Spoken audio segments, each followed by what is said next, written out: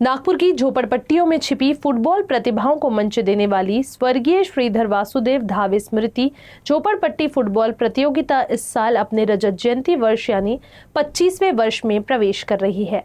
प्रतियोगिता की शुरुआत 1 अगस्त से होगी, जिसमें शहर के 20 अलग अलग मैदानों पर हजारों खिलाड़ी मैदान में उतरेंगे। स्लम सॉकर क्रीड़ा विकास संस्था की ओर से आयोजित यह प्रतियोगिता पिछले 24 वर्षों से लगातार आयोजित की जा रही है।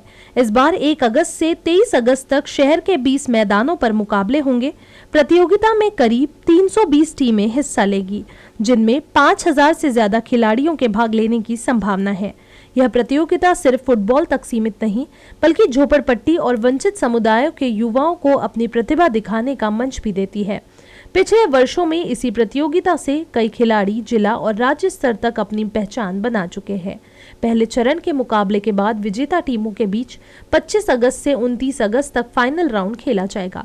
इसके बाद 3 विजेता टीमों को ट्रॉफी देकर सम्मानित किया जाएगा। आयोजकों ने नागपुर के युवाओं से अधिक संख्या में भाग लेकर अपने क्षेत्र का प्रतिनिधित्व करने की अपील की है।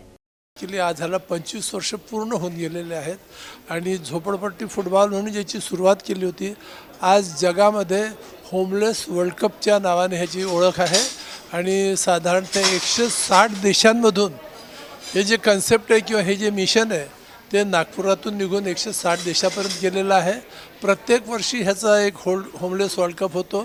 मागच्या वर्षी नॉर्वेमध्ये झालं होतं, त्याच्या आधीच्या वर्षी साऊथ कोरियामध्ये झालं होतं आणि 2007 पासून रेग्युलर आपल्या देशाची टीम आपलं रिप्रेझेंटेशन करते, आपल्या देशाची टीम तिथं खेळायला जाते।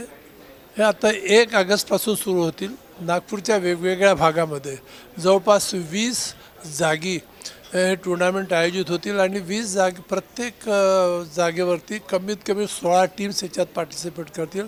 अशा प्रकारे जवळपास 320 टीम्स नागपूरमध्ये खेळतील आणि 5000 खेळाडू ह्याच्यात पार्टिसिपेट करतील।